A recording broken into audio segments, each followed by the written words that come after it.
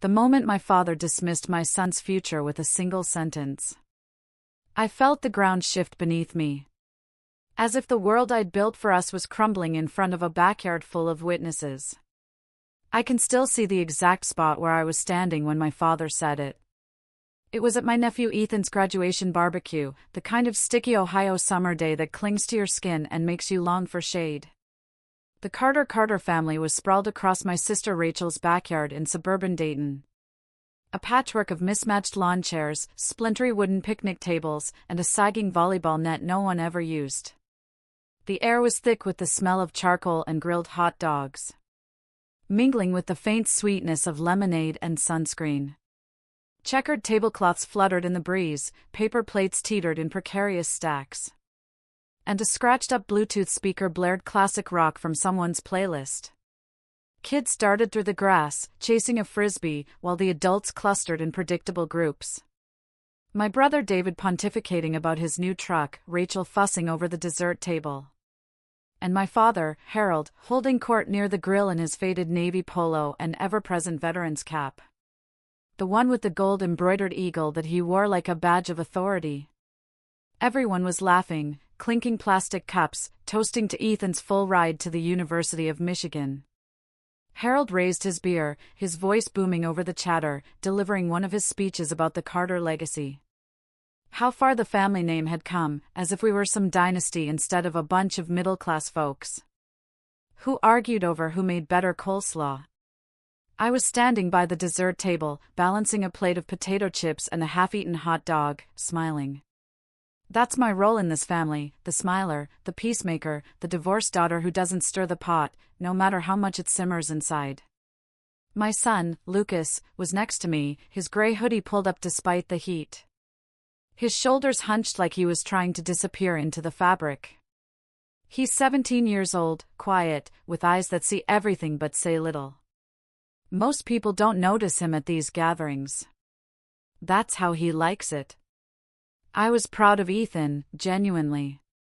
He's a good kid, star quarterback, straight-A student, the kind of golden boy who makes family photo albums look effortless. But my mind kept drifting to Lucas. He's just as brilliant, maybe more. He'd just gotten acceptance letters from 3 top-tier universities, Carnegie Mellon, Purdue, and Georgia Tech. All on his own, coding projects late into the night while juggling a part-time job scanning groceries and helping me care for my mother during her cancer treatments. No tutors, no SAT prep courses, just him and his beat-up Dell laptop, the one with the cracked hinge he taped together with duct tape.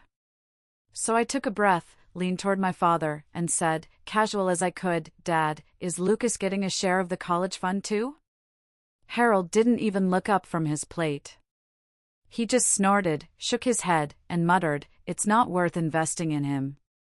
He's got no stability." The words landed like a punch to the chest, not because they were new, I'd heard worse from him, but because of how easily they slipped out, like it was just common sense, like Lucas's entire future was a bad stock pick because I'd raised him alone. I felt Lucas stiffen beside me, his hand pausing over his plate, a plastic fork hovering above a scoop of baked beans. He didn't flinch, didn't cry. He just looked down, his jaw tight, and kept eating, slower now, like he was swallowing more than food. I wanted to scream, to grab Harold's beer and dump it on his lap, to shake him and yell, "You don't know him." But I didn't. I've learned in this family that speaking up just gives them more reasons to dismiss you. So I smiled, nodded, and said nothing, like always. Inside, though, something cracked, a fault line I'd been holding together for 17 years. What Harold didn't know, what none of them knew, was that Lucas was working on something bigger than they could imagine. He was coding a project for a statewide programming competition. Pouring hours into it after his shifts at the grocery store, his fingers flying across the keyboard in our cramped apartment living room. He hadn't told anyone, not even me, what it was. But I knew my son. I saw the fire in his eyes when he worked, the way he'd mutter to himself, debugging lines of code like they were puzzles only he could solve. And when he stepped up to that stage at his high school graduation, holding a microphone with hands that barely trembled, I knew something seismic was coming. I just didn't know how seismic. Before I tell you what Lucas said, you need to understand what it's like to raise a child in a family where love comes with strings. Where tradition matters more than truth, where being a Carter only counts if you fit the mold. My name is Emma. I'm 38 years old, a single mom, an accountant at a small tax firm, a daughter who never quite made her father proud. This is the story of how my son, my quiet, underestimated, brilliant son, did something no one saw coming, not even me. This is the story of what he said on that stage and why it changed everything. Let me take you back to where this really started, not at the barbecue, not even when Lucas got his college acceptance letters, but 17 years ago in a sterile hospital room in Dayton, the fluorescent lights buzzing overhead. I was 21, exhausted, my hair matted from 18 hours of labor, holding Lucas in one arm and signing divorce papers with the other. My marriage to Brian had unraveled faster than I could have imagined. He cheated while I was 5 months pregnant, his late-night work calls turning out to be texts from someone named Jessica. By the time Lucas was born, Brian was gone, leaving me with a half-empty apartment and a stack of bills. He sent maybe a dozen birthday texts in 17 years, sometimes with a $20 gift card, sometimes not even that. Fatherhood, for him, is a checkbox he rarely ticks. My family didn't handle it well.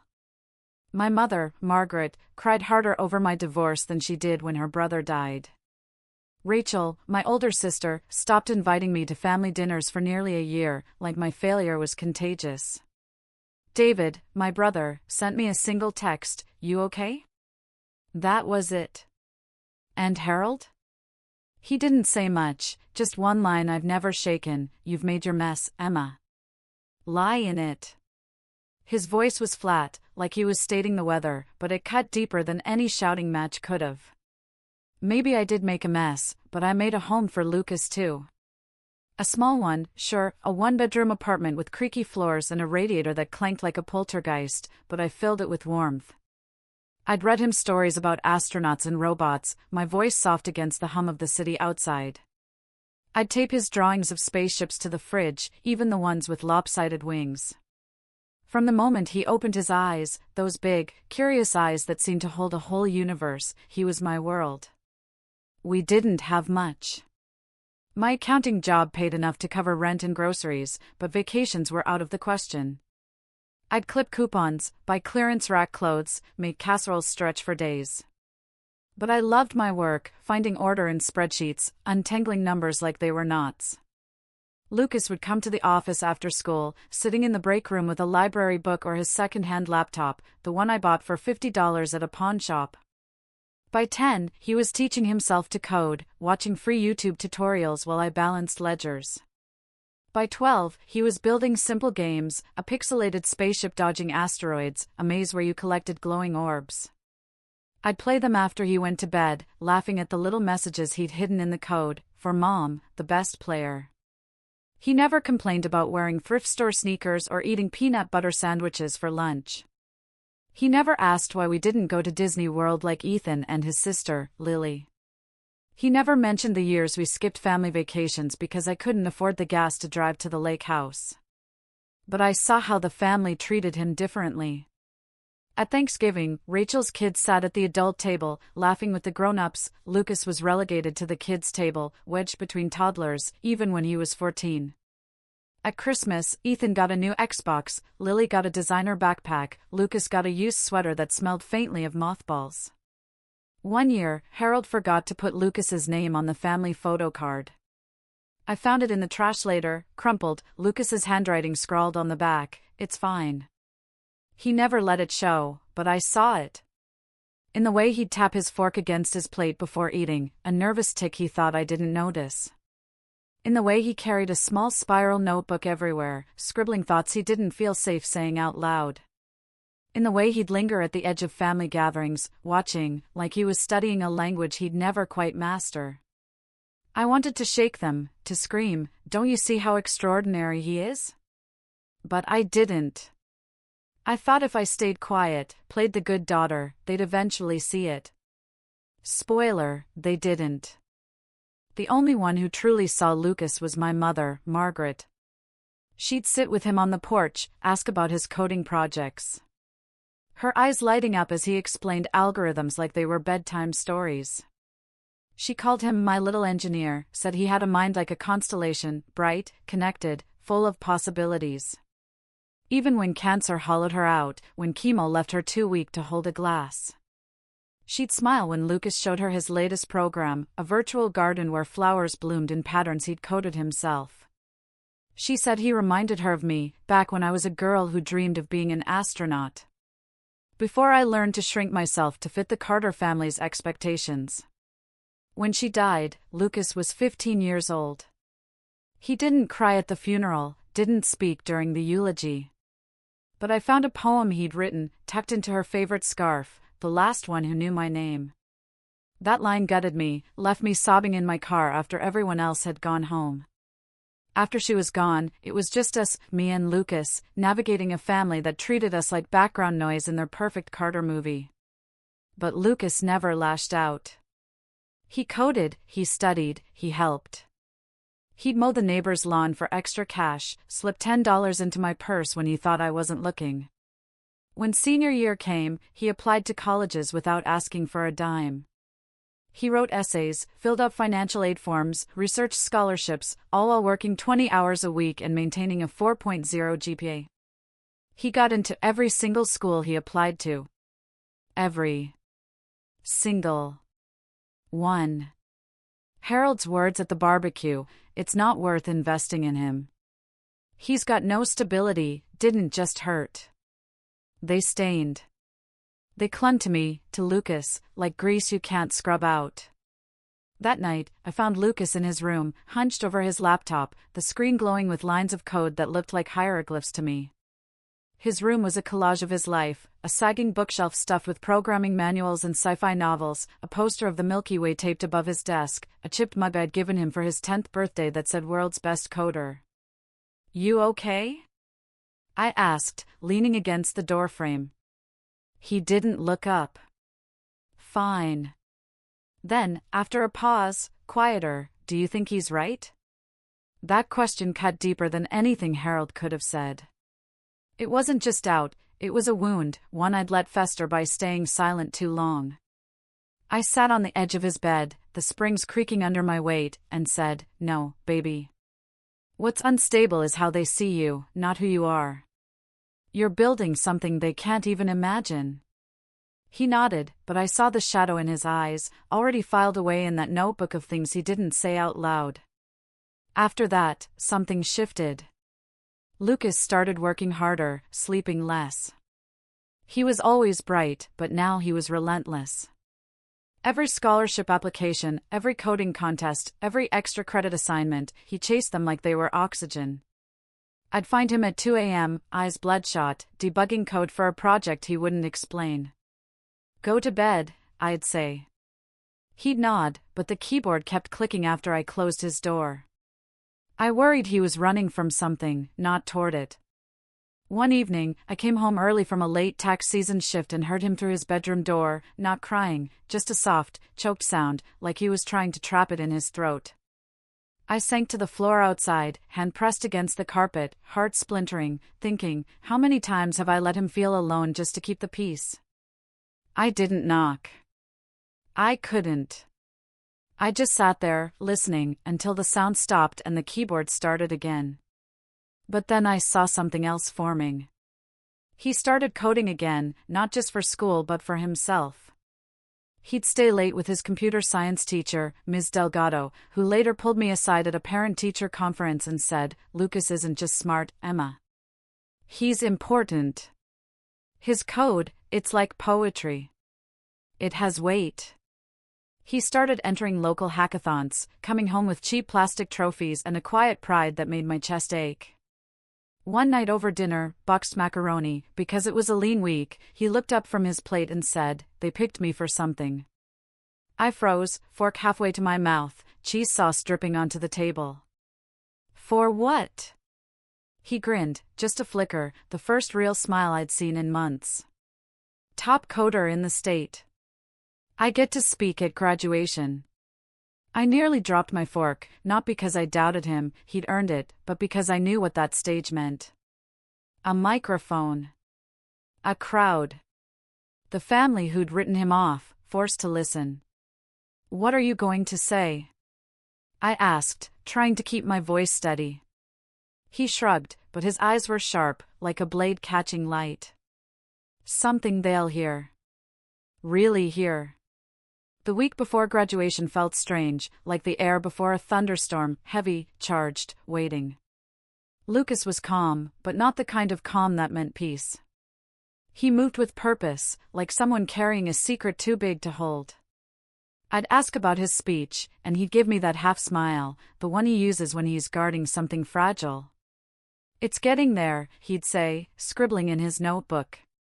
I just wanted to mean something. Mean something. That phrase stuck with me, burrowed into my thoughts. He wasn't writing a speech to check a box or impress the principal. He was tired of being invisible, and he was building something to make sure they saw him. The night before the ceremony, I found him on our tiny apartment balcony, barely big enough for 2 folding chairs and a rusted plant stand. He was staring at the streetlights, his notebook open in his lap, the pages filled with his tight, slanted handwriting. He looked younger somehow, like the kid who used to ask if computers dreamed when they powered down. I sat beside him, the chair creaking under my weight.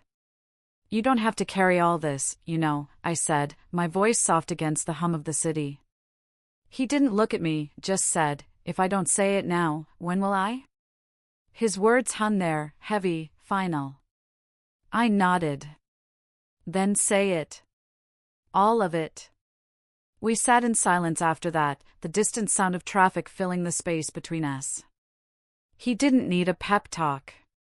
He needed room to stand in his truth, and I wasn't going to crowd him. I'd emailed the family the graduation details a week earlier, time, place, parking info, even a link to the school's livestream. No one replied. Not Rachel, not David, not even a "we'll try to make it." I wasn't surprised, but it stung, sharp and familiar. This was one of the biggest moments of Lucas's life, and they acted like it was just another Tuesday. I kept hoping someone would text, call, anything. Rachel posted a photo of Ethan's new dorm bedding on Facebook. David shared a picture of his truck with a shiny new toolbox. Nothing about Lucas. Not a word. The morning of the ceremony, Lucas came out of his room in his cap and gown, the deep green fabric making his eyes look brighter, sharper. He looked composed, like someone who belonged in front of a crowd, but there was a quiet intensity in the way he adjusted his tie, the way he smoothed the tassel on his cap. I snapped a photo with my phone, my hands shaking slightly. He didn't smile, just gave me a small nod. "Ready?" I asked, my voice catching. He met my eyes. "I've been ready." I wanted to hug him, to hold him like he was 5 again, but I didn't. He wasn't that boy anymore. When we arrived at the school auditorium, it was chaos, parents fanning themselves with programs, kids taking selfies in their gowns, teachers herding stragglers like sheep. The air smelled of hairspray and nervous sweat, the kind of energy that hums before a big moment. I found my seat in the middle rows, my stomach twisting as I scanned the crowd. To my shock, there they were, Harold in his pressed shirt and veteran's cap, Rachel with her arms crossed, David scrolling on his phone, his wife Karen whispering something to their daughter. They sat in the 4th row, looking like they'd wandered into the wrong event, like they were here out of obligation, not pride. I didn't acknowledge them, didn't wave. I just walked Lucas backstage, my hand lingering on his arm. "Whatever you say up there," I whispered, "I'm proud." He nodded, no fear in his eyes, just a steady, burning focus. Back in my seat, I could barely breathe. The ceremony dragged, announcements, awards, a choir performance that went on too long. Then they introduced the top students, and the principal took the stage to present Lucas as the state's top coder. She listed his achievements, a 4.0 GPA, scholarships to Carnegie Mellon, Purdue, and Georgia Tech, first place in the Ohio Coding Challenge. I heard Rachel murmur behind me, a soft "ha," like she was surprised. Surprised. Like they hadn't ignored him for years. Like they had any right to claim this moment. Then Lucas walked out. My son, shoulders back, chin high, his notebook tucked under his arm. He didn't use the podium's printed speech, I noticed right away. He opened his notebook, flipped to a marked page, and looked out at the sea of faces. The room hushed, the kind of quiet that feels alive, expectant. Lucas started with the usual, thanking his teachers, his classmates, the school for its support. His voice was steady, clear, but I knew him. I heard the undercurrent, the weight behind his words. Then the air shifted. He paused, his eyes sweeping the crowd, and said, "There are people here who didn't think I'd make it this far. People who said I wasn't worth the investment because I come from a broken home." The words landed like a thunderbolt. The room went still, every rustle of programs and whispered side conversations snuffed out. My heart thudded in my chest, so loud I thought it might drown him out. He kept going, his voice unwavering, his eyes locked on the people who'd tried to erase him. Some of us get applause from the start. Some of us have to earn every single clap. That doesn't make us less. It makes us unstoppable. I turned to look at Harold. He wasn't smiling, wasn't clapping. He sat rigid, arms crossed, his jaw so tight I could see the muscle twitch. Rachel shifted in her seat, glancing at him like she was waiting for a cue. David looked up from his phone, his eyebrows raised. Karen whispered something to their daughter, who shrugged. They were uncomfortable, and I wanted them to be. Good. Let them feel it. Because Lucas wasn't done. He stepped closer to the microphone, his notebook open, but he barely glanced at it. He wasn't reading a speech anymore, he was delivering a truth, one he'd carried for 17 years. There are people, he said, his voice ringing clear, who told my mom she failed me by raising me alone. That I'd never amount to anything because I didn't have the right kind of family. But she didn't fail. She fought. She worked double shifts, stayed up late checking my homework, taught me how to build something from nothing. She taught me how to keep going when no one believes in you, how to code a future when the world says you can't. The crowd leaned forward. A few parents gasped, their hands covering their mouths. A teacher in the front row dabbed her eyes with a tissue. A group of students near the stage whispered, nodding, their faces lit with something like awe. My family didn't move. Harold stared straight ahead, his eyes hard as flint. Rachel's lips pursed, like she was tasting something bitter. David leaned back, his phone forgotten in his lap. Lucas didn't flinch. He stood there, calm as a mountain, and said, "I used to think staying quiet would earn me a place. That if I worked hard enough, kept my head down, I'd stop feeling like a stranger in my own family. I'd stop feeling like my name didn't belong on the Christmas card. But I learned something, you don't wait for a seat at the table. You build your own. You code it, line by line, until it's yours." My hands shook in my lap, tears burning my eyes. I wanted to stand, to cheer, to wrap him in my arms, but I couldn't prefixed _token_3T. I was frozen, pinned by the weight of his words. Then he closed his notebook. His eyes didn't scan the room anymore. They locked on one person, Harold. And that's when he said it, the line that stopped the room. They say a broken home breaks you, but it doesn't. It builds you. It teaches you to code your own future when no one hands you the tools. The words landed like a shockwave. For a heartbeat, no one moved. No one clapped. It was like the room inhaled together, holding its breath. Then the applause erupted, not polite, but raw, electric, like they'd just witnessed something bigger than a graduation speech. People stood, parents, students, teachers, strangers, their hands coming together in a roar that shook the auditorium. A standing ovation, not just for Lucas, but for the truth he'd laid bare. And then Harold stood. Not fast, not dramatic. He rose slowly, his hands at his sides, like his body moved before his mind caught up. His face wasn't proud, not yet. It was cracked, shock, maybe shame, maybe something he didn't have a name for.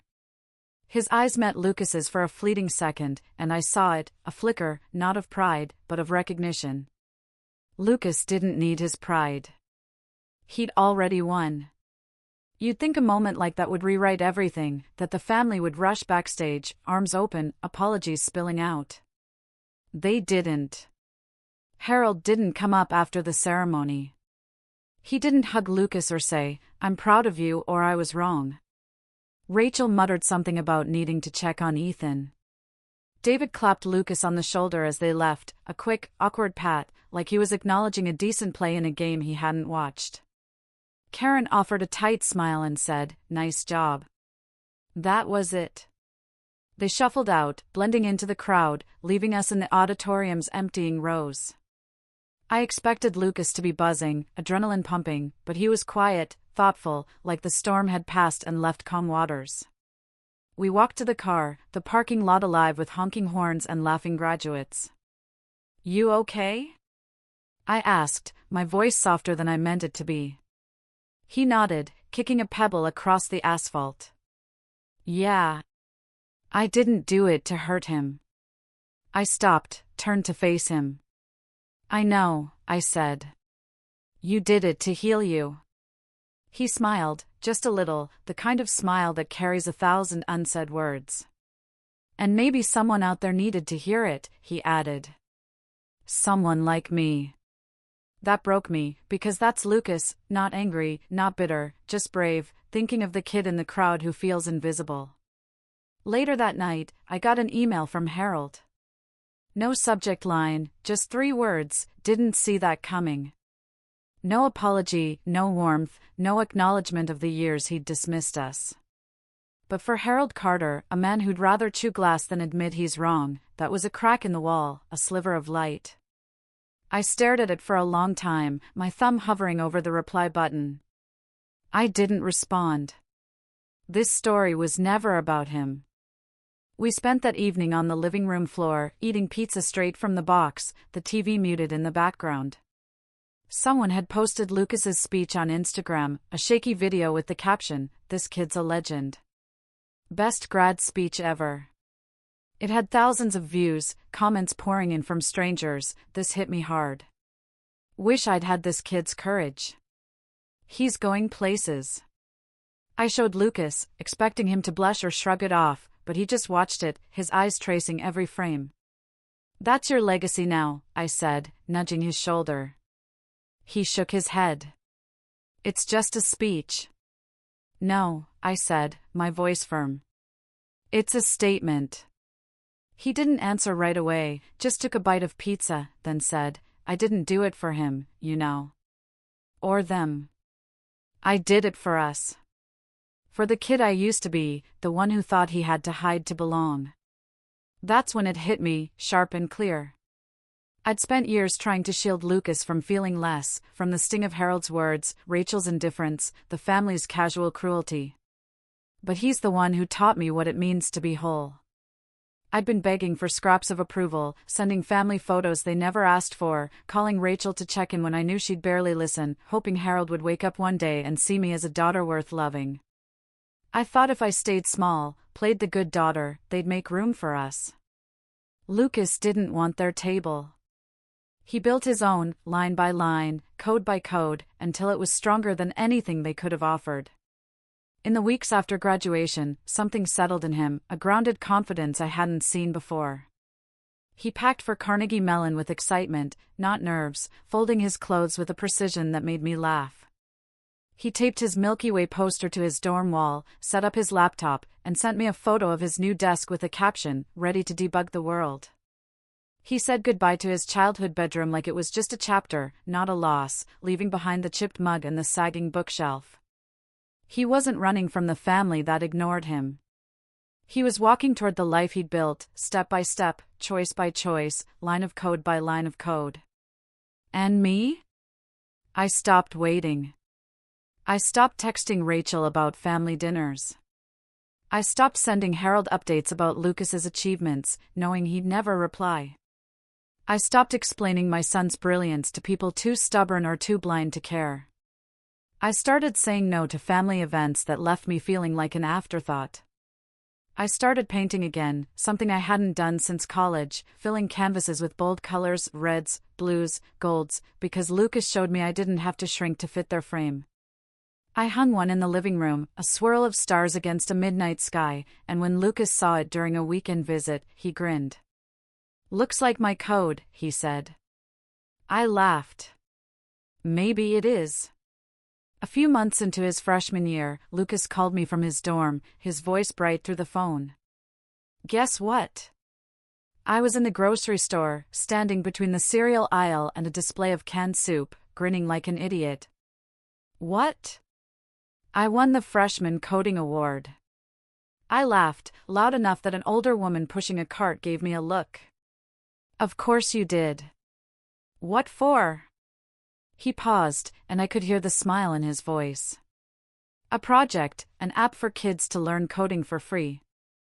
I dedicated it to you. You taught me to debug my life before anyone else did. I stood there, clutching a box of cornflakes, tears streaming down my face, not caring who saw. A woman nearby asked if I was okay. I nodded, still crying, because that's the real ending of this story. Not revenge, not validation, not even pride, but love, a steady, stubborn love that raises a boy to know his worth so deeply that no rejection, no dismissal, no not worth investing can shake it. So if you've ever been told your story makes you less, if someone's tried to define you by your scars or your circumstances, remember this: broken homes don't raise broken people. They raise builders, dreamers, coders like Lucas, and mothers like me.